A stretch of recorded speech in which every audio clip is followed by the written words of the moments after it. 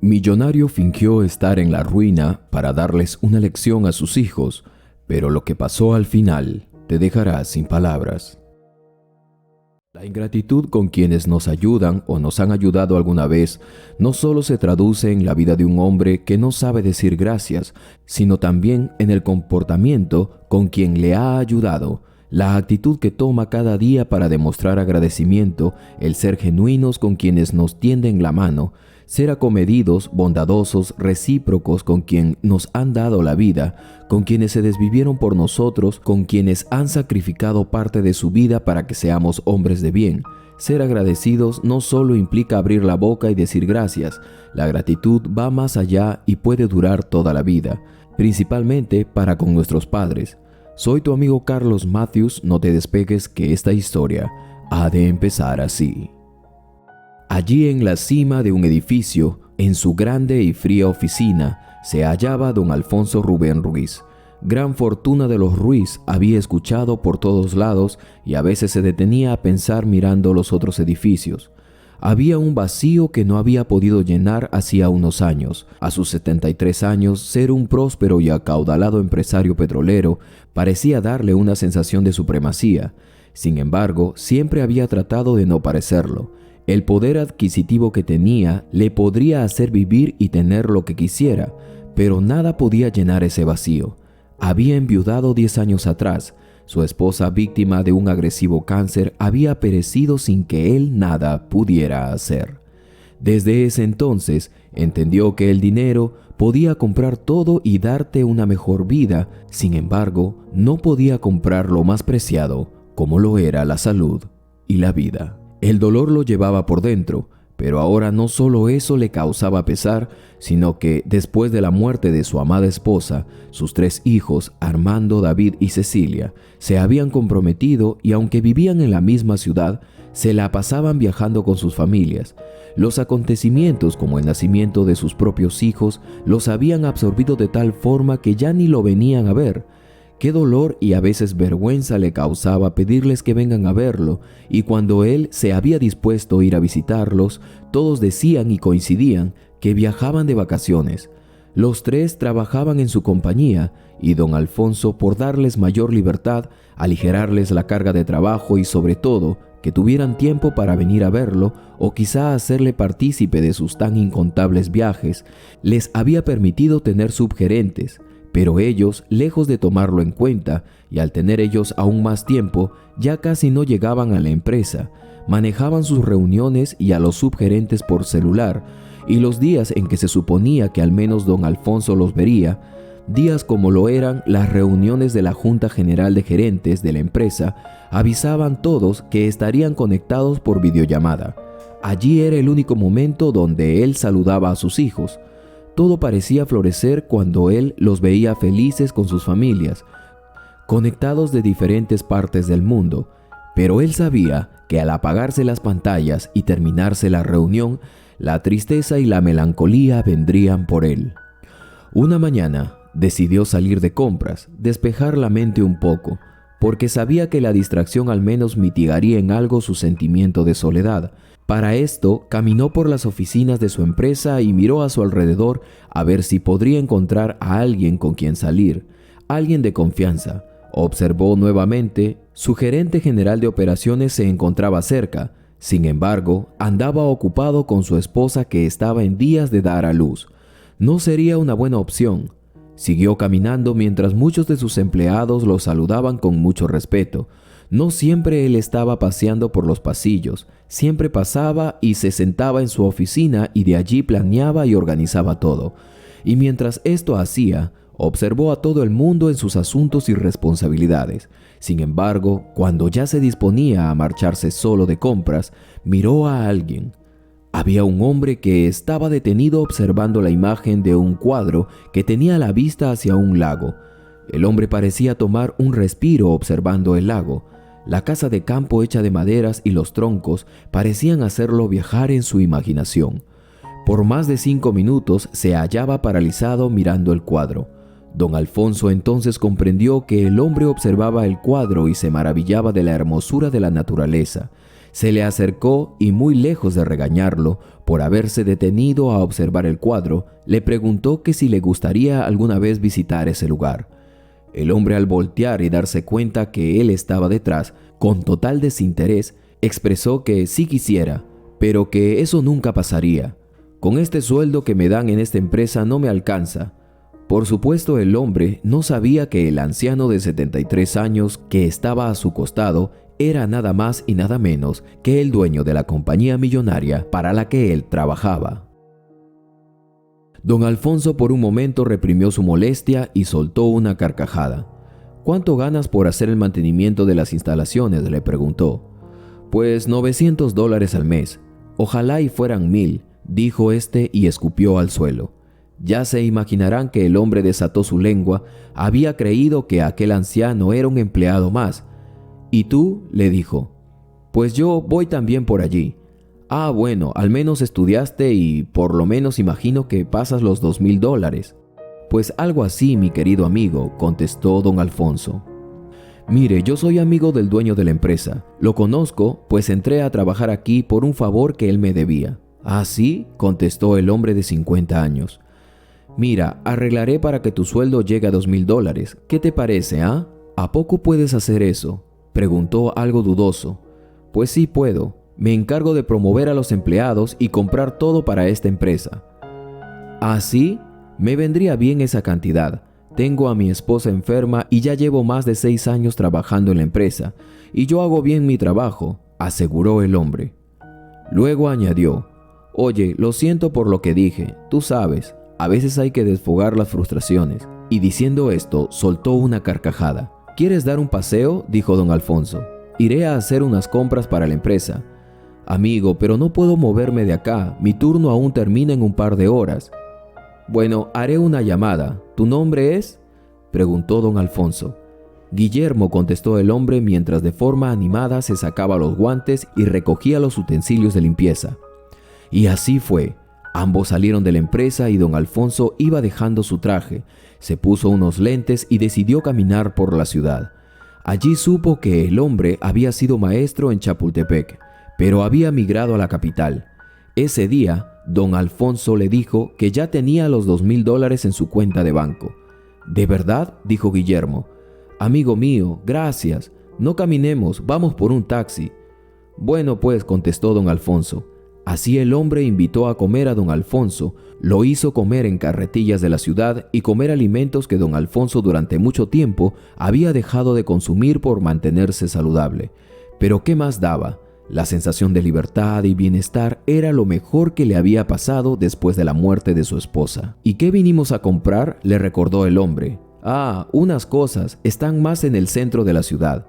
«Bien», dijo el hombre, «yo conozco la ciudad muy bien ahora. Dígame qué desea y yo se lo consigo. Oiga, ¿usted cree que me vayan a despedir después de este escape?». «Lo dudo mucho, amigo mío», dijo don Alfonso. «Yo ya coordiné eso». «Bueno, espero que sea así», respondió el hombre, «porque nos la estamos pasando bien». Y mientras esto hablaban, el hombre observó entonces un Mercedes-Benz deportivo. «Diablos», dijo el hombre mientras se tomaba la cabeza. «Ojalá y me alcanzara la vida para comprar uno». Don Alfonso le preguntó: «¿Qué harías tú con uno de esos?». «Pues mire, le soy sincero, mi esposa pasa sus últimos días de vida. Le han quitado parte de su estómago y alguna vez le prometí que viajaríamos en un auto de lujo y ahora tengo más de 60. Lo bueno es que en la empresa me admitieron en su programa de inclusión. Y bueno, yo tengo fuerza aún. Usted sabe que la edad a veces nos resta ánimo también». Don Alfonso, al escuchar esto, quedó pensativo y prosiguió: «Ya recordé qué vine a hacer. Me encargaron conseguir un auto para el dueño. Tengo que probarlo». «¿De verdad lo vas a comprar?», preguntaba el hombre incrédulo. «Guillermo, ya te dije que soy el encargado de las adquisiciones de la empresa». «Ah, bueno, además tengo que probarlo. ¿Qué te parece si damos una vuelta luego? Un viaje, tú sabes. Ya sé, a aquel lago del cuadro que viste. No te preocupes, yo arreglaré todo». «Bueno, pues, amigo». «Ah, y vamos por tu esposa», dijo don Alfonso. Guillermo, el hombre encargado de la limpieza del área administrativa del edificio, no se lo podía creer. Su vida estaba pasando por una experiencia única. «Vamos pues», dijo sin pensarlo. Compraron entonces el auto. Don Alfonso firmó los papeles y salieron con el auto a recoger a la esposa del hombre de limpieza. «¿Qué debo hacer para ascender?», preguntaba el hombre de limpieza. «Pues solo sé bueno en lo que haces, y de seguro el dueño sabrá de ti», contestó don Alfonso. Ese pensamiento quedó grabado en la mente de aquel hombre. Al llegar, efectivamente, era tal y como éste le había dicho. La mujer daba sus últimos respiros. Fue el momento más triste para don Alfonso, pues le recordaba a su esposa. El dinero no podía comprar la vida, pero le permitiría darle mejor calidad de vida y cumplirle el deseo a la mujer de aquel hombre, quien contenía sus ganas de llorar. Así salieron en el lujoso Mercedes-Benz deportivo. Fue la mejor experiencia que les había tocado vivir. Después de mucho tiempo condujeron por más de 16 horas y solo habían hecho una parada. La conversación se había tornado tan entretenida que para cuando se dieron cuenta, al llegar al lago de aquel cuadro, al día siguiente habían abierto el descapotable y la mujer de aquel hombre había fallecido. Ya se imaginarán la tristeza. Así después, con mucho dolor, la sepultaron en el mismo cementerio de aquel pueblo. No importaba el lugar. Con tristeza se despidió Guillermo de su mujer y al observarlo don Alfonso, éste lo miró fijamente y dijo: «La vida tiene que continuar». Al día siguiente caminarían para llegar a la cima de un cañón que les permitiría ver el lago tal y como se había mostrado en el cuadro que aquel hombre había observado el día anterior en las oficinas de la empresa. Entonces llegaron. Desde allí, la vista al valle era hermosa. El silencio decía mucho. Ambos hombres habían perdido algo o a alguien antes de llegar a aquel lugar. Tanto tiempo y ninguno de los dos había llegado a ese lugar. Las lágrimas de ambos lo decían todo. «Sabes, yo tengo 3 hijos. Les he dado todo, les he apoyado, les he dado trabajo y aún dependen de mí. Y cuando se suponía que tendrían más tiempo para venir a verme, han comprado casas lejos y se la pasan viajando. Yo he hecho todo por ellos y ahora estoy acá solo. Si no fuera por ti, mi buen amigo Guillermo, tantas veces pasé por la oficina y ni siquiera recuerdo haberte saludado. Sin duda alguna, tenemos historias distintas en un mismo mundo». Guillermo no se cansaba de agradecerle por la oportunidad y le pedía disculpas si de alguna forma lo habría ofendido. Y seguido de esto lo abrazó y lo consolaba. «Yo, mi querido amigo, no tuve hijos. Mi Inesita era la única familia que tenía», dijo Guillermo, «y ahora no está aquí». Allí se abrazaron los amigos. Era como si 2 mundos se habrían encontrado para probar parte de la vida de uno y del otro. «Mire, don Alfonso, si mis hijos dependieran de mí, yo ya les habría dicho que no hay más trabajo y que mi negocio quebró». Y después de decir esto, soltó una carcajada. Don Alfonso, al escuchar esto, se quedó pensando. El hombre seguía haciendo más chistes, sin embargo, don Alfonso había decidido solo escuchar esa parte. «¿Crees que funcionaría?». «¿Qué cosa?», dijo el hombre distraído. «Lo de cortar el sustento a mis hijos». «Mi buen amigo Alfonso, deja de darle de comer a las gallinas y vendrán a picar el saco de maíz». «Qué curiosa idea. ¿Realmente funcionaría?», se preguntaba. Así, después de esa conversación, don Alfonso coordinó el alquiler de un departamento modesto y se instaló allí e invitó a vivir con él a su viudo amigo. «¿Y mis cosas?», preguntó Guillermo. «Ve y trae solo lo que es de gran valor para ti». El hombre, impresionado, fue por sus cosas y aún todavía no alcanzaba a entender la magnitud de lo que su ayuda estaba significando para aquel hombre millonario, e hizo como él le había dicho. El anciano, don Alfonso ya, se dirigió a su empresa y habló con sus allegados que estaban al mando, y a los mismos gerentes quienes sus hijos habían contratado, les encargó que dijeran que la empresa estaba en crisis, por si sus hijos preguntaban, y que en breve venderían todo. Como era de esperarse, ellos entendieron lo que el anciano millonario quería hacer. Llegó al departamento y allí estaba Guillermo, con una que otra cosa, como fotografías y algo de ropa. «Mi querido amigo, te he promovido a asistente administrativo», dijo don Alfonso. «Ajá», contestó el hombre asombrado. «¿Y qué tengo que hacer?». «Tú solo sígueme y harás lo que yo te diga». «Ah, bueno, eso es emocionante», respondió Guillermo, recordando lo que hasta ahora había vivido. Así el anciano millonario llamó a sus hijos, les anunció el estado de la empresa y no solo eso, sino que les recortaría sus salarios y sus porcentajes para intentar reinvertir y así salvar la compañía. Como imaginarán, por increíble que pareciese, los tres dejaron al instante lo que estaban haciendo y tomaron el primer vuelo de regreso para enterarse de cómo había pasado eso. Don Alfonso planeó entonces una cena en su casa donde les explicaría detalladamente lo que había pasado y lo que harían. Ahora su amigo Guillermo se disponía a alistar todo. Como era de esperarse, Guillermo estaba sorprendido. «Mira, amigo, tengo que alistar todo aquí. Me lo ha pedido el dueño de la empresa», dijo don Alfonso. «Ah, bueno, ahora todo tiene sentido», dijo Guillermo. El hombre había quedado maravillado con lo inmensa que era la casa. Podrían vivir hasta 100 personas cómodamente, se decía. «Mi amigo, tú te encargarás de recibir y atender a los invitados». «Claro, cuenta conmigo», dijo Guillermo, quien no sabía a quién estaba ayudando. Así llegó el día muy temprano, llegaron los supuestos invitados, Guillermo los atendió con mucha amabilidad y esperaba que sus esfuerzos por dejar todo listo para la reunión pudieran llamar la atención al dueño de la empresa, a quien él quería conocer en persona. Podría ser promovido, pensaba. Esa idea no la había perdido. Quizá era su momento, se había dicho. Así llegaron uno a uno los invitados. El hombre asistente ahora le pareció conocida las caras de los que llegaban. Sin embargo, esperaba que llegase el dueño, a quien aún él creía que no conocía. Así don Alfonso se había desaparecido por unos minutos, pero luego de esto, los murmullos entre los asistentes era interminable. Entonces apareció, vestido con su mejor traje. Traía una olla y tras él, Guillermo con el resto del banquete. Ambos servían a los invitados como lo especial que eran. Los hijos, por supuesto, no tenían hambre. Estaban desconcertados.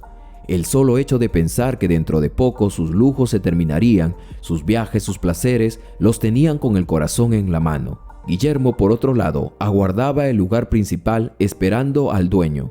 Cuando de pronto, sin que él se repusiera o se diera cuenta, don Alfonso se sentó en dicho asiento y pronunció: «Bienvenidos». La sonrisa que tenía Guillermo se le cambió a asombro. No lo podía creer. Las múltiples imágenes de lo que habían vivido pasaron por su mente. «Puedes sentarte, amigo mío», dijo don Alfonso. Su hija entonces reconoció a Guillermo. «¿Él no es el encargado de la limpieza? Yo lo contraté, padre. ¿Qué hace en nuestra casa?» «Ah, hija, Guillermo es un gran amigo mío y ahora es mi asistente administrativo. Pero ya hablaremos de eso. Hijos, lamento haberlos molestado en sus viajes. Solo quería verlos juntos en casa otra vez, como en los viejos tiempos. Con la empresa en realidad no ha pasado nada». Entonces, mientras él aún hablaba, uno de sus hijos lo interrumpió. «Padre, ¿nos has hecho venir por nada?» «No es por nada, hijos, yo los extrañaba», dijo don Alfonso. «¿Inventaste todo esto solo para vernos?», dijo el otro hijo. «Pero si hablamos por videollamada todos los días», por otro lado respondió la hija. Todos en ese momento mostraron su descontento. El corazón de don Alfonso no resistía tanta dureza. «¿Cómo podéis ser tan insensibles?», dijo, y se paró de la mesa. «Terminen de comer y pasen a la sala. Allí daré mis disposiciones. Y si queréis, os podéis marchar luego». Guillermo ahora lo entendía todo. Después de unas horas, en la sala don Alfonso se armó de valor y les daría la lección que de niños no les había dado. «Hijos, están relevados de sus cargos, pues considero que no los necesito, ya que los gerentes que han contratado para que suplante su lugar llevan todo bien. Guillermo me ayudará con eso, pues basta solo un buen hombre para velar por los intereses. Con respecto a ustedes, si aún desean trabajar y darse su vida y sus placeres, el almacén de maquinaria está disponible. Como comprenderán, el taller de maquinaria era el peor lugar para trabajar. Allí estaban las maquinarias pesadas, el taller de mecánica hidráulica y abundaba la grasa y la suciedad, pues allí se hacía el mantenimiento a toda la maquinaria. Y don Alfonso, sabiendo esto, añadió: «El día que aprendan a valorar cómo se consiguen las cosas, dejaré que vuelvan a las oficinas de la empresa». Y diciendo esto se marchó a su habitación. Todos se quejaron e intentaron seguirlo, pero su seguridad personal se los impidió. Guillermo quedó a cargo. Los hijos no tuvieron otra opción más que aceptar, y allí supieron lo que realmente era trabajar. Por más de 2 años Guillermo los mantuvo allí, hasta que un día entendieron lo que significaba realmente valorar el esfuerzo que había hecho su padre, y sobre todo que a él le debían todo. Todos se avergonzaron, y aunque por mucho tiempo renegaron en contra de la decisión de su padre, por fin lo habían entendido. Hasta ese momento no habían ni siquiera ido a verlo, de lo molestos que estaban, pero se pusieron de acuerdo entonces de empezar a ir a pasar tiempo con él, y así llegarían el fin de semana. Sin embargo, al llegar el día, en la puerta de su enorme casa, solo descubrieron que su padre ya había fallecido. Frente a él, Guillermo lloraba como si de un hermano se tratase. Había de todo ahora: la lección, el tiempo, el dinero, pero su padre no había más. Guillermo lloraba porque después de 2 años de trabajar supervisando toda la empresa, recién llegó a sus manos un documento junto con un cheque. Mi querido amigo, si crees que mis hijos merecen volver a las oficinas de la empresa, te lo dejo a tu criterio. Gracias por ser un buen amigo fiel y leal. En los mejores y peores momentos has estado.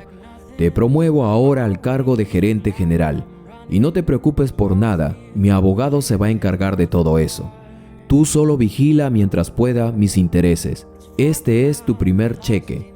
El hombre, quien solamente había sido un asistente, ahora empezó a abrir aquel sobre y no lo podía creer. Y allí una pequeña nota que decía: de la liquidez, ponte tú el sueldo que crees que mereces. Y seguido de esto, había un cheque en blanco. Allí, el padre millonario les había dado una gran lección a sus hijos, quienes no paraban de lamentarse. Ahora estoy frente a su tumba de mi gran amigo Alfonso. Ya casi no me quedan fuerzas y dentro de poco me reuniré con él. Mi nombre es Guillermo. Qué conmovedora y aleccionadora historia, mis queridas amigas y amigos. ¿Qué hubiesen hecho ustedes? No olviden suscribirse, es gratuito. No olviden compartir, no les cuesta nada. Y sobre todo, no se olviden de quienes alguna vez les han servido o les han dado la mano. Eso se llama gratitud. Soy tu amigo Carlos Matthews, como siempre dándote lo mejor en historias para reflexionar. ¿Qué te pareció esta historia? Sin lugar a duda, los principios y enseñanzas inmersas en ella aplican a nuestras vidas. No te muevas, quédate allí, que aún te compartiré una historia más que viene a continuación. Mendigo vivía en este viejo auto sin saber de quién era y lo que allí se escondía. Mi padre una vez me dijo cuando yo aún era un niño: el hombre, cuando deja de observar lo que le rodea, cuando deja de contar las bendiciones que Dios nos da cada día, deja de percibir las oportunidades y Dios le da una lección para que de una vez por todas salga del agujero en el que se encuentra. Lamentablemente, muchos nos volvemos ciegos, dejamos de ver hasta lo más simple y nos convertimos en un mendigo sentado en un banco de oro. Y aunque por muy increíble que parezca, son muy pocos los que llegamos a darnos cuenta. Atesorad este latido de corazón y vida mientras te relato esta increíble historia. Antes, no olvides suscribirte, es gratuito. Mi nombre es Carlos Matthews y la siguiente historia ha de empezar así.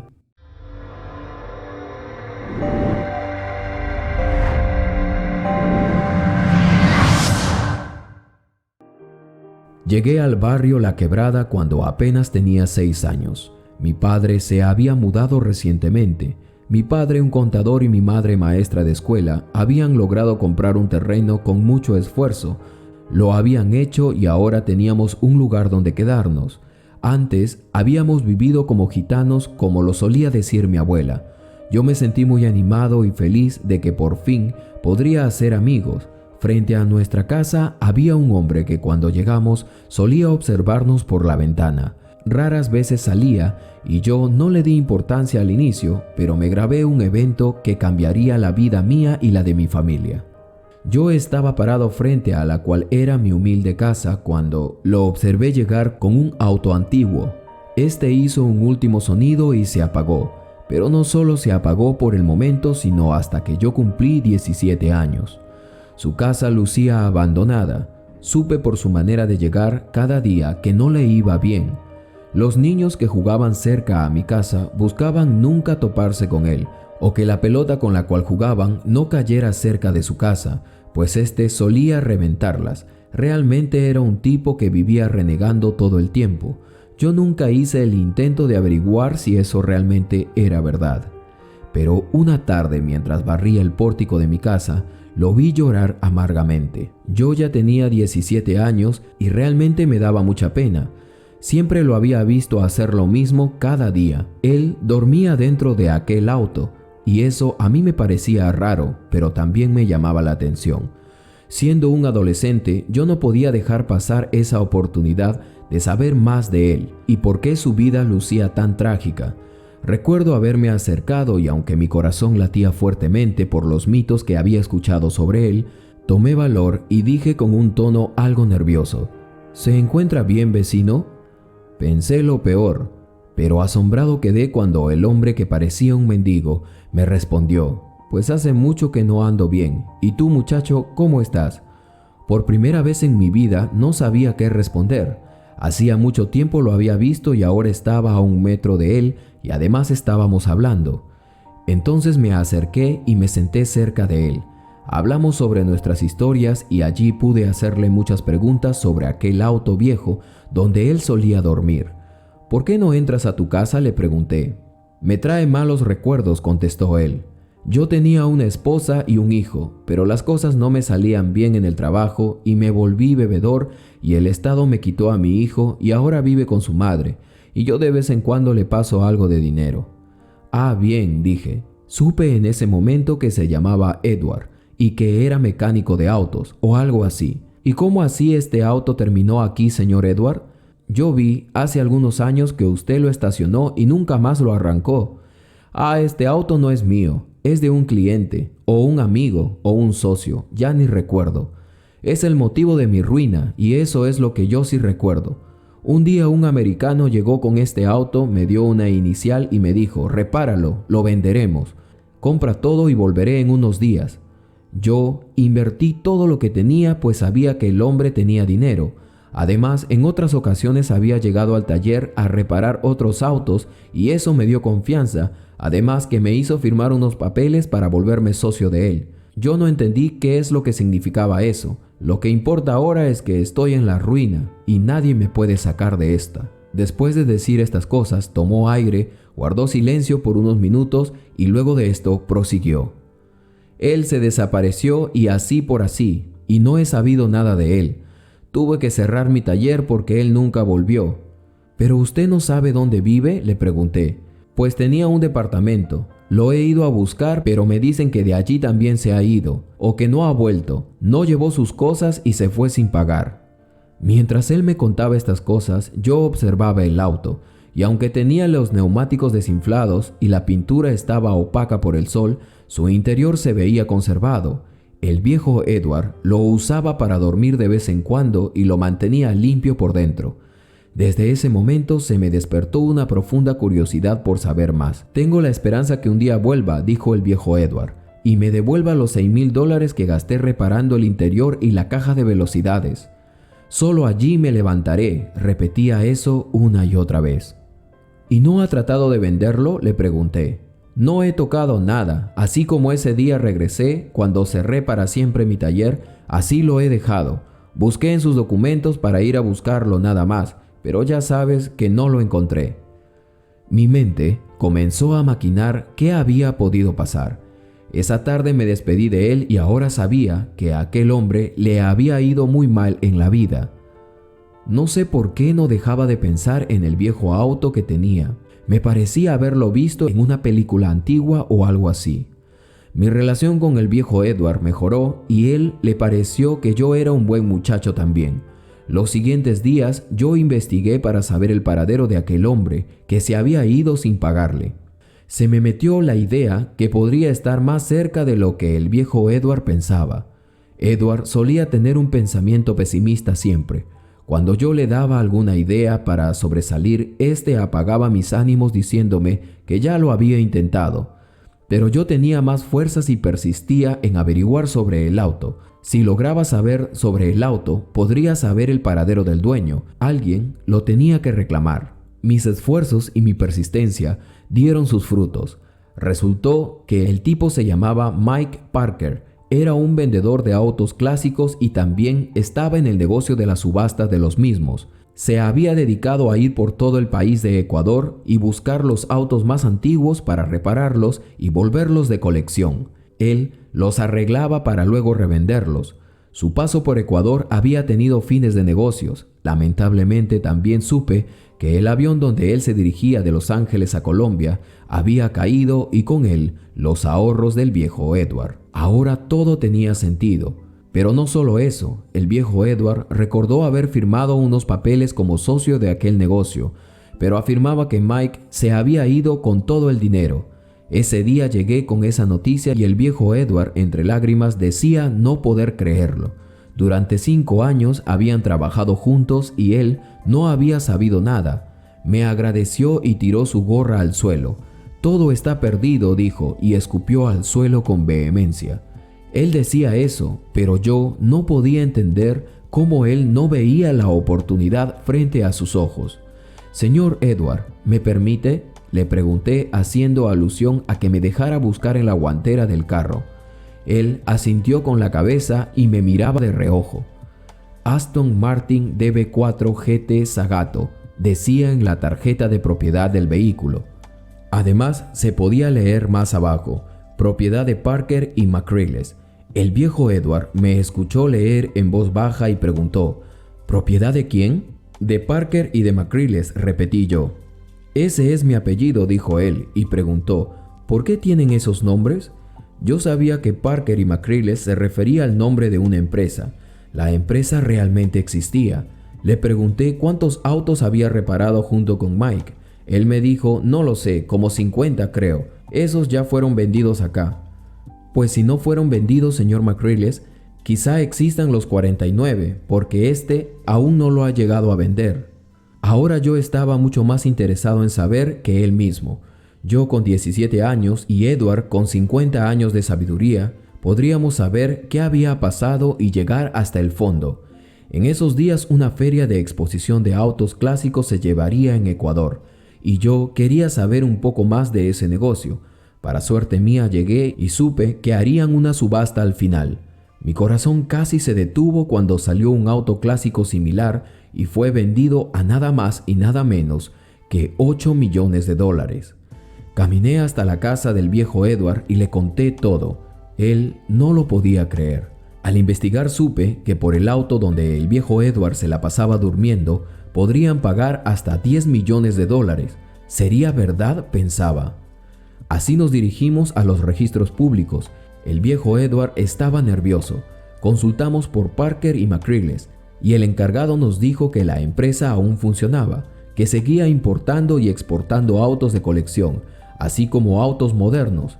Todo estaba en orden.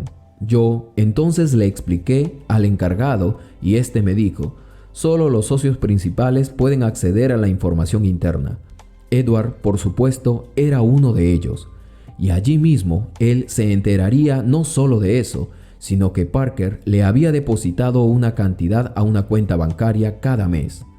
Yo no podía creerlo, cómo la cara de ambos se nos cambió cuando escuchamos la posibilidad de que existiera un depósito mensual en una cuenta de la empresa en Ecuador. La empresa en Ecuador aún recibía remesas. Edward lloraba, no se lo creía y menos yo. $300,000 habían en total en la cuenta para mantenimiento de unos autos, además de un almacén, donde supuestamente también estaban los autos que Edward había reparado y que aparentemente no se habían vendido. Allí estaba yo caminando al lado de un mendigo que en breve se volvería millonario, si no es que siempre lo había sido y él, por andar de pesimista, no se había dado cuenta. Efectivamente el dinero existía y solo necesitaba firmar unos papeles y presentar otros. En sus manos tenía una tarjeta ahora que decía remesas de Estados Unidos para mantenimiento de 50 autos en un almacén en la capital de Quito. Y no solo eso, él tenía los papeles que acreditaban que era el único socio en Ecuador. Todo empezó a cuadrar en sus vidas. Volvimos a su casa y desempolvó aquel auto. Después de años lo encendió y aunque necesitó de aire en los neumáticos y algo de gasolina, el auto encendía perfectamente. Pero a Edward le hizo falta un cambio de apariencia.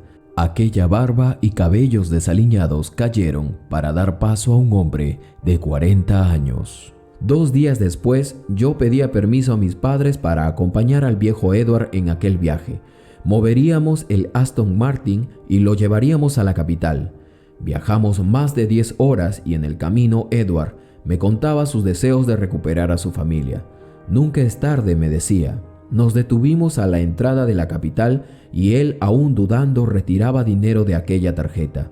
Yo aún no creía que un simple gesto le había cambiado la vida a un hombre que yacía perdido en el vicio del pesimismo. Llegamos a la dirección y al encuentro le salió un hombre que decía ser el guardián, un hombre de más de 50 años también. «Señor, ¿quién es usted?».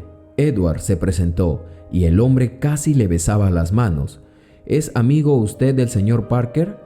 «Señor, los autos están acá dentro. Gracias por mi pago. Realmente por usted es que yo sigo trabajando». El hombre abrió el almacén y allí estaban 49 autos de colección, todos empaquetados y encima de un escritorio empolvado, papeles firmados por Parker. Solo había faltado la firma de McCreelys, o sea, del viejo Edward, para que sean llevados a los Estados Unidos de regreso y sean entregados a sus dueños. Todos habían sido reparados y cada uno tenía una dirección de envío. «Señor, siempre han venido a preguntar por ellos, pero allí le dejé toda la correspondencia». Ese día, el viejo Edward se enteraba de todo lo que su amigo Parker había hecho. Lo había convertido en socio realmente. Una semana después, los autos eran enviados por Edward. Él, en recuerdo por su amigo, decidió quedarse con el Aston Martin. Sin embargo, supimos que en Europa lo buscaban y estaban dispuestos a pagar hasta 13 millones de euros. No alcanzaban mis palabras para describir cómo cambió la vida de aquel hombre. Sus últimos años lo pasó con su familia y con su hijo, y de mendigo pasó a ser millonario. Él mantuvo su humildad a pesar de todo, y yo con 20 años trabajé con él por más de 10 años, hasta ayer que falleció.